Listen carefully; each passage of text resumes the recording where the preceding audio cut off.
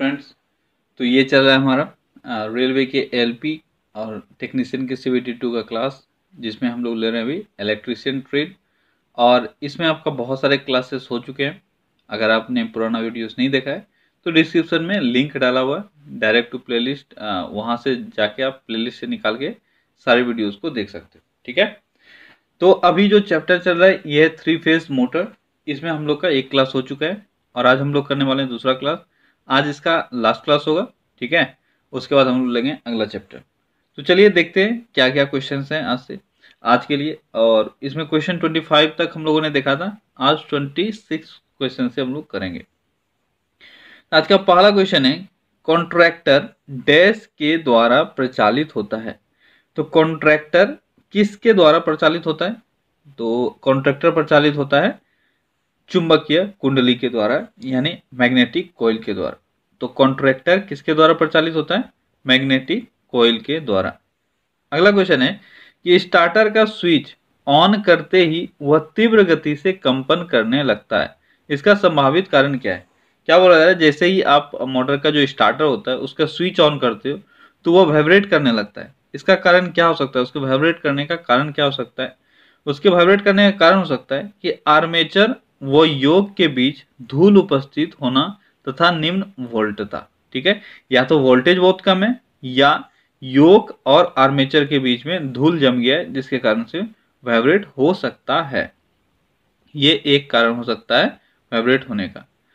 अगला क्वेश्चन है कि कम क्षमता वाला इंडक्शन मोटर के लिए डैश प्रयोग किया जाता है। तो जो लो एफिशिएंसी वाला इंडक्शन मोटर है उसके लिए क्या प्रयोग किया जाता है? उसके लिए प्रयोग किया जाता है doll starter, DOL, doll starter. कौन सा स्टार्टर यूज किया जाता है? डॉल स्टार्टर, अगर वह कम एफिशिएंसी वाला इंडक्शन मोटर है तो। ये डॉल स्टार्टर का फुल फॉर्म क्या हुआ? ये हुआ डायरेक्ट ऑनलाइन स्टार्टर। क्या हुआ? Direct online starter. आप इसका फुल फॉर्म याद रखना, आपसे पूछा जा सकता है कि डॉल स्टार्टर में DOL का फुल फॉर्म क्या है। इसका फुल फॉर्म है डायरेक्ट ऑनलाइन। ठीक है, जिसको कहते हैं डायरेक्ट ऑनलाइन स्टार्टर, और कम एफिशिएंसी वाले मोटर्स में इसको यूज किया जाता है। अगला क्वेश्चन है कि कॉन्ट्रैक्टर के मुख्य संयोजकों की तुलना में सहायक संयोजक वहन करते हैं।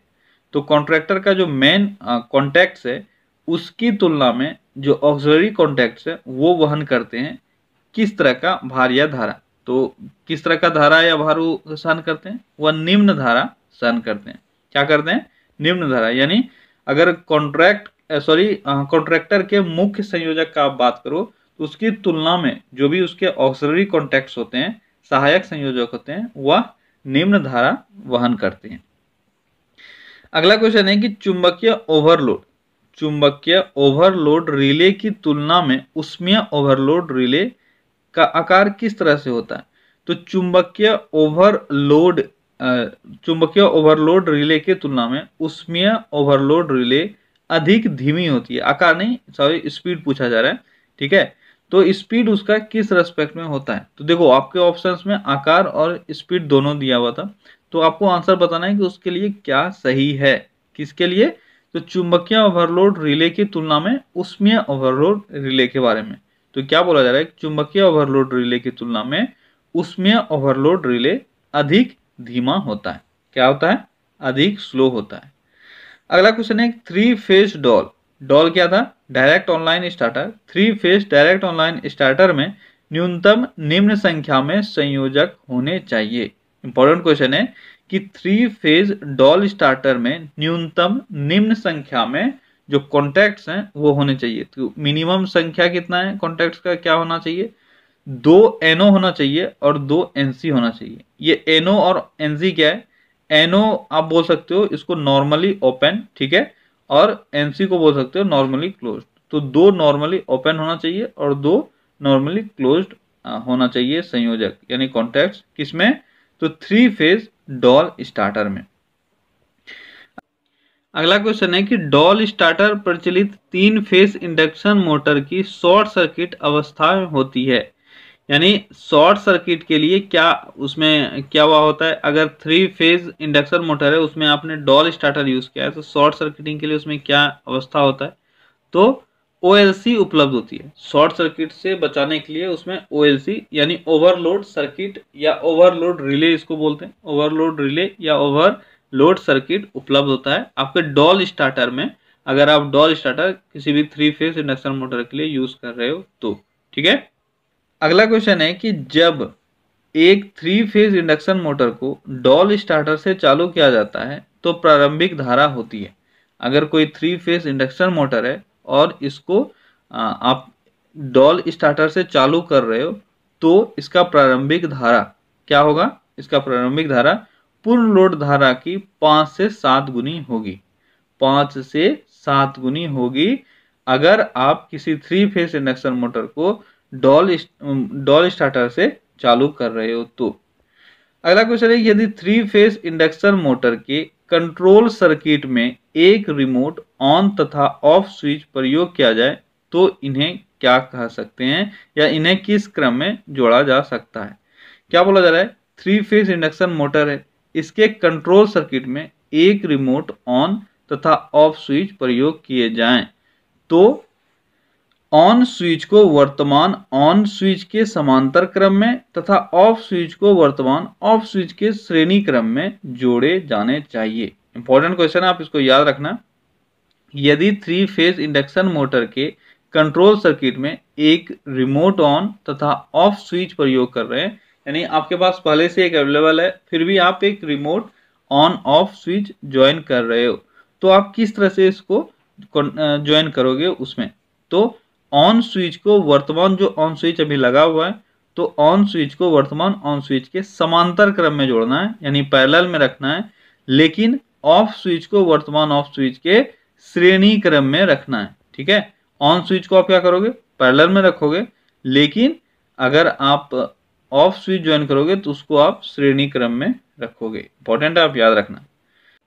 अगला क्वेश्चन है कि हस्तचलित स्टार डेल्टा स्टार्टर में स्टॉप पुश बटन को डैश के श्रेणी क्रम में संयोजित किया जाता है। तो अगर कोई हस्तचलित स्टार डेल्टा स्टार्टर है तो इसमें स्टॉप पुश बटन जो होता है उसको NVC के श्रेणी क्रम में यानी सीरीज में जोड़ा जाता है। अगला क्वेश्चन है कि एक 3 कला 5 HP 415 वोल्ट 50 हर्ट्ज प्रेरण मोटर से ली जाने वाली धारा को मॉनिटर करने के लिए आपको अमीटर का संयोजन करना है जो डॉल प्रवर्तक यानी डॉल स्टार्टर से संयोजित है। तो मोटर परिपथ में संयोजन के लिए उपयुक्त अमीटर परिसर यानी रेंज क्या हो सकता है? क्या बोला जा रहा है? 3 कला यानी 3 फेज, ठीक है, एक 3 फेज इंडक्शन मोटर है जो 5 HP 415 वोल्ट और 50 हर्ट्ज रेटिंग का है। ये सब डाटा आपको दिया हुआ है और इसको डॉल स्टार्टर से जोड़ा गया है। आपको ये बताना है कि उसका आपको करंट कितना फ्लो कर रहा है, ये मॉनिटर करना है। तो इसके लिए आप उसमें किस रेंज का अमीटर यूज कर सकते हो? तो कौन से रेंज का अमीटर यूज कर सकते हो? ये कर सकते हो 0 से 10 एम्पेयर। ठीक है, 0 से 10 एम्पेयर आरेखिक मापक्रम वाला अमीटर आप यूज कर सकते हो अगर वह आपका 415 वोल्ट तक का और 5 HP का आपका इंडक्शन मोटर है और 50 हर्ट्ज उसका फ्रीक्वेंसी है, तो आप आसानी से 0 से 10 एम्पेयर के बीच का आरेखिक मापक्रम वाला अमीटर यूज कर सकते हो उसमें उसकी करंट को निगरानी करने के लिए। अगला क्वेश्चन है कि तारा त्रिकोण जिसको हम लोग स्टार डेल्टा स्टार्टर बोलते हैं, ठीक है, हिंदी में आप या तो तारा स्टार्टर बोलोगे या त्रिकोण स्टार्टर बोलोगे। तो स्टार डेल्टा स्टार्टर का हत्था जो चित्र में दर्शाया गया है डेल्टा स्थिति में रुकता नहीं, इसका कारण क्या है? क्या बोला जा रहा है कि अगर स्टार डेल्टा स्टार्टर है आपका, इसका हत्था यानी हैंडल जो है, ठीक है, जो आपको फिगर में दर्शाया हुआ है, देखो यहाँ पे ये वाला पोर्शन ये है इसका हैंडल, ठीक है। तो ये बोला जा रहा है कि हैंडल डेल्टा स्थिति में रुकती नहीं है। इसका कारण क्या हो सकता है? इसका कारण अगर डेल्टा स्थिति में इसका हैंडल नहीं रुकता है यानी त्रिकोण स्थिति में इसका हैंडल नहीं रुकता है तो क्या कारण हो सकता है इसका? इसका हो सकता है कि प्रग्रह कुंडली को त्रिकोण में विभवांतर नहीं मिलता है, यानी इसका जो डेल्टा वाला पार्ट है, ठीक है, इस केस में इसको जो इसका जो होल्डिंग कॉइल है वहां इसको वोल्टेज नहीं मिल रहा है। विभवांतर यानी आपका हो गया वोल्टेज पोटेंशियल डिफरेंस। तो वहां पे इसको पोटेंशियल नहीं मिल रहा है, जिस कारण से पोटेंशियल डिफरेंस नहीं मिल रहा है, जिस कारण से इसका हैंडल नहीं रुकता है। तो आई होप कि आपको यहाँ से बस याद रखना है, कॉन्सेप्ट याद रखना है कि क्या बोला जा रहा है।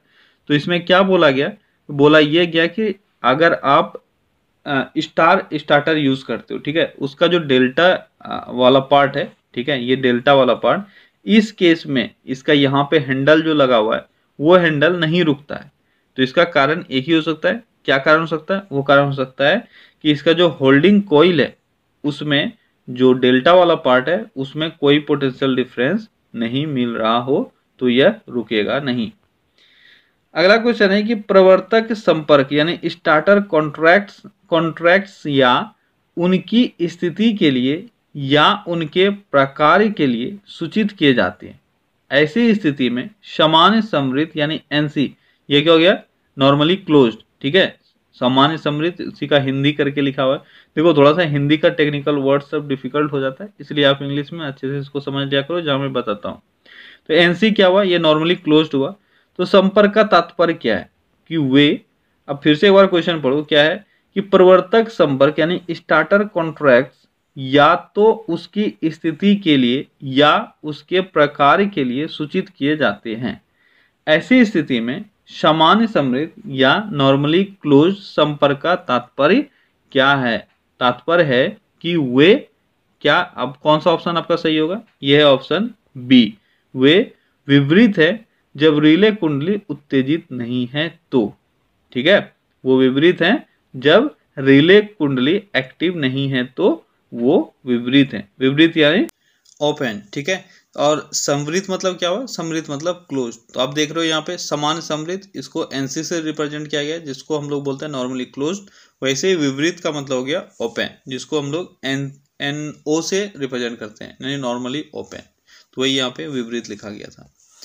अगला क्वेश्चन है कि मोटर की सुरक्षा के लिए स्टार्टर में थर्मल ओवरलोड रिले का प्रावधान रखा जाता है ताकि डैश से बचा जा सके। तो मोटर की सुरक्षा के लिए स्टार्टर में थर्मल ओवरलोड रिले का प्रावधान रखा जाता है ताकि डैश से बचा जा सके। किससे बचा जा सके? क्यों यूज किया जाता है थर्मल ओवरलोड रिले? ये यूज किया जाता है अति धारा से बचने के लिए, यानी ओवर करंट से बचने के लिए। क्या यूज किया जाता है? उल्टा क्वेश्चन भी आपसे पूछा सकता है कि ओवर करंट से बचने के लिए जो मोटर की सुरक्षा प्रणाली में क्या यूज किया जाता है? ये यूज किया जाता है थर्मल ओवरलोड रिले, ठीक है। अगला क्वेश्चन है कि डॉल स्टार्टर द्वारा चालू किए गए 3 फेज इंडक्शन मोटर में शॉर्ट सर्किट करंट इसके द्वारा बचाते हैं। यानी क्या यूज किया जाता है डॉल स्टार्टर में शॉर्ट सर्किट से बचाने के लिए? क्या यूज किया जाता है? इसमें यूज किया जाता है ओवरलोड रिले। क्या यूज किया जाता है? Overload relay. ये यूज किया जाता है शॉर्ट सर्किट से बचाने के लिए डॉल स्टार्टर में। ये क्वेश्चन हम लोगों ने पहले भी देखा था, ठीक है। अगला क्वेश्चन है कि हस्तचलित स्टार डेल्टा स्टार्टर में स्टॉप बटन कनेक्शन डैश के सीरीज में है। क्या बोला जा रहा है कि हस्तचलित स्टार डेल्टा स्टार्टर है, उसमें जो स्टॉप बटन होता है वह किसके साथ सीरीज में जोड़ा जाता है? तो वो जोड़ा जाता है एनवीसी यानी नो वोल्टेज कॉइल के साथ सीरीज में जोड़ा जाता है। ये आप याद रखना। ये क्वेश्चन शायद हम लोगों ने पहले भी देखा, ये रिपीटेड क्वेश्चन है, ठीक है। अगला क्वेश्चन है कि रोटर प्रतिरोधक स्टार्टर का उपयोग वेष्टित रोटर प्रेरण मोटर के साथ किया जाता है। जब मोटर चलता है तो स्टार्टर में प्रतिरोध होता है। क्या बोला जा रहा है? आप क्वेश्चन एक बार फिर से देखो। क्वेश्चन बोल रहा है कि रोटर प्रतिरोधक स्टार्टर का उपयोग वेष्टित रोटर प्रेरण मोटर के साथ किया जाता है। जब मोटर चलता है तो स्टार्टर में प्रतिरोध डैश होता है। तो क्या होता है? ये लघुपतित होता है। क्या होता है? लघुपतित यानी शॉर्ट सर्किट होता है। अगर रोटर प्रतिरोध स्टार्टर का उपयोग वेष्टित रोटर प्रेरण मोटर के लिए किया जाता है और जब मोटर चलता है तो स्टार्टर में जो रेजिस्टेंस है वो क्या होता है? वह शॉर्ट सर्किट होता है। तो आप याद रखना रोटर प्रतिरोध स्टार्टर जो होता है, रोटर रेजिस्टेंस स्टार्टर जो होता है, इसको सिर्फ आप स्लिप रिंग, ठीक है, स्लिप रिंग मोटर के साथ यूज कर सकते हो। आप इसको दूसरा वाला जो होता है जिसको बोलते हैं स्क्वायरल कोइल, ठीक है, स्क्वायरल कोइल के साथ आप इसको यूज नहीं कर सकते हो। अगला क्वेश्चन है जैसे ही आप उसको यूज करोगे वो उसका जो सर्किट है वो शॉर्ट सर्किट हो जाएगा। अगला क्वेश्चन है कि आप एक पूर्ण रूप से स्वचालित स्टार डेल्टा स्टार्टर के साथ कार्य कर रहे हैं। आपने देखा कि जब स्टार्ट स्विच को दबाया जाता है तो मोटर स्टार्ट में चलने लगता है, किंतु यह डेल्टा में परिवर्तित नहीं होता है। इस स्थिति में खराबी डैश में हो सकता है। क्या बोला जा रहा है? आप एक पूर्ण रूप से स्वचालित स्टार डेल्टा स्टार्टर यूज कर रहे हो, ठीक है, और आप क्या देखते हो कि जब आप स्टार स्विच को ऑन करते हो तो स्टार्ट स्विच आपने ऑन कर दिया। अब क्या हो रहा है कि मोटर स्टार्ट में चलने लगता है, लेकिन यह स्टार में चलने लगता है। यहाँ पे आप ध्यान देना, लेकिन मोटर स्टार में चलने लगता है और डेल्टा में परिवर्तित नहीं होता है। प्रोसेस इसका ये है कि स्टार में चलने के बाद इसको डेल्टा में परिवर्तित होना है, लेकिन ये डेल्टा में परिवर्तित नहीं होता है। इस स्थिति में कहाँ पे खराबी हो सकता है? कहाँ खराबी हो सकता है? ये हो सकता है टाइमर और इसकी परिपथ में। कहाँ खराबी हो सकता है? टाइमर और इसकी परिपथ में खराबी हो सकता है, जिसके कारण से ये डेल्टा में परिवर्तित नहीं होता है। अगला क्वेश्चन है कि एक 3 फेज 15 HP 415 वोल्ट और 50 हर्ट्ज स्क्वायरल केज मोटर, ठीक है, ये मैं स्क्वायरल केज मोटर का मैं बात कर रहा था ऊपर पे कि स्क्वायरल केज मोटर के साथ आप जो रोटर रेजिस्टेंस स्टार्टर है इसको यूज नहीं कर सकते हो। तो क्या बोला जा रहा है? एक 3 फेज 15 HP 415 वोल्ट और 50 हर्ट्ज स्क्वायरल केज मोटर का स्टार डेल्टा स्टार्टर केबल खराब पाया गया। कॉपर केबल को पहले वाले धातु वाहन पाइप से होकर समान धारा की क्षमता वाली एल्यूमिनियम केबल से बदला गया। जब मोटर स्टार्टर को उचित रूप से संयोजित किया गया और मोटर चलने लगा तो फ्यूज उड़ गया। उपरोक्त का कारण हो सकता है। देखो क्वेश्चन बहुत बड़ा है, ठीक है, आप क्वेश्चन को एक बार दो बार अच्छे से पढ़ लो। क्वेश्चन पहले बोल क्या रहा है आप ये समझो कि एक 3 फेज मोटर है, 15 HP हॉर्स पावर का है और 415 वोल्ट 50 हर्ट्ज उसका रेटिंग है, और है इसको जोड़ा कैसे जाता है? इसको स्क्वायरल केज मोटर को स्टार डेल्टा स्टार्टर से जोड़ा गया है, ठीक है। अब क्या बोला जा रहा है कि इसका स्टार डेल्टा स्टार्टर जो है वो खराब पाया गया और कॉपर केबल को पहले वाले धातु वाहन पाइप से होकर समान धारा की क्षमता वाले एल्यूमिनियम केबल से बदला गया। यानी कॉपर केबल जो था उसको अब एल्यूमिनियम केबल से बदला जाता है। जब मोटर स्टार्टर को उचित रूप से संयोजित किया गया, यानी सारे स्टार्टर सब चीज को आपने अच्छे से कनेक्ट कर दिया, ठीक है, और मोटर को आप चलाने के लिए गए तो फ्यूज उड़ गया। इसका कारण क्या हो सकता है? आई होप कि आपने क्वेश्चन को एक बार अच्छे से पढ़ लिया, ठीक है। तो इसका कारण क्या हो सकता है कि एल्यूमिनियम तार पूर्ण आकार कॉपर तार से अधिक है, जिससे कि खींचते समय इसका इंसुलेशन खराब हो गया, ठीक है। क्या बोला जा रहा है? एल्यूमिनियम तार का पूर्ण आकार कॉपर तार से अधिक है, जिससे कि खींचते समय इसका इंसुलेशन खराब हो गया और फ्यूज उड़ गया। अगला क्वेश्चन है कि यदि कोई 3 फेज मोटर स्टार्ट करने पर फ्यूज उड़ाती है तो इसका संभावित कारण क्या हो सकता है? यानी 3 फेज मोटर है और स्टार्ट करने पर उसका फ्यूज अगर उड़ जाए तो इसका कारण क्या हो सकता है? लोड अधिक हो, ये भी हो सकता है, संयोजन ढीला हो, ये भी हो सकता है, फ्यूज का मान ठीक नहीं हो, ये भी हो सकता है। यानी आपका आंसर हो जाएगा उपर्युक्त सभी, ठीक है। तो ऑप्शन डी सही होगा। अगला क्वेश्चन है कि जब 3 फेज मोटर के रोटर को रोक कर परीक्षण किया जाता है तो स्टेटर में दी जाती है। क्या बोला जा रहा है? 3 फेज मोटर है, ठीक है, इसके स्टेटर को रोककर परीक्षण किया जा रहा है, यानी टेस्ट किया जा रहा है। तो स्टेटर में क्या दी जाती है? क्या दी जाती है? सप्लाई वोल्टेज की मात्र 10%। तो सप्लाई वोल्टेज का मात्र 10% देकर क्या चेक किया जाता है?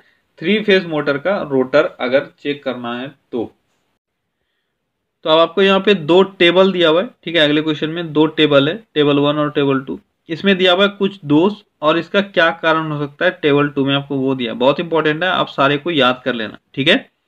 तो देखो पहला क्या है? पहला है मोटर चालू नहीं होता है, दूसरा है मोटर कंपन करती है, तीसरा है मोटर फ्यूज उड़ाती है, चौथा है मोटर लोड नहीं उठाती और पांचवा है मोटर अचानक रुक जाती है। ये सब है दोष। अब क्या कारण हो सकता है वो यहाँ पे दिया हुआ है, तो हम लोग सबसे पहले आंसर देख लेते हैं। इसका आंसर क्या है? इसका आंसर है ए, ठीक है। यानी अगर मोटर चालू नहीं होती है तो इसका कारण हो सकता है कि स्टार्टर दोषयुक्त हो, ठीक है। अगर मोटर कंपन करती है यानी वाइब्रेट कर रही है मोटर तो इसका कारण हो सकता है कि बेयरिंग घिस गया है। क्या हो सकता है? बेयरिंग घिस गया है, जिसके कारण से मोटर कंपन करती है यानी वाइब्रेट करती है। और तीसरा है आपका कि मोटर फ्यूज उड़ाती है। अगर मोटर फ्यूज उड़ाती है तो इसका कारण क्या हो सकता है? इसका कारण हो सकता है कि संयोजन गलती हो गया है, यानी जो कनेक्शन आपने किया है वो सही नहीं है, इस कारण से फ्यूज उड़ सकता है। और चौथा जो था आपका, ये मोटर लोड नहीं उठाती है, इसका कारण क्या हो सकता है? इसका कारण ये है कि बेल्ट या बेयरिंग ढीला हो सकता है। बेल्ट या बेयरिंग ढीला होने के केस में मोटर लोड नहीं उठाती है और मोटर अचानक रुक जाती है। इसका कारण क्या हो सकता है? कि फ्यूज जल गया हो। फ्यूज जब उड़ जाएगा तो ऑटोमेटिकली मोटर रुक जाएगा, तो मोटर आगे काम नहीं करेगी। तो इजी है, लेकिन बस थोड़ा सा आपको कॉन्सेप्ट दिमाग में रखना है, ठीक है।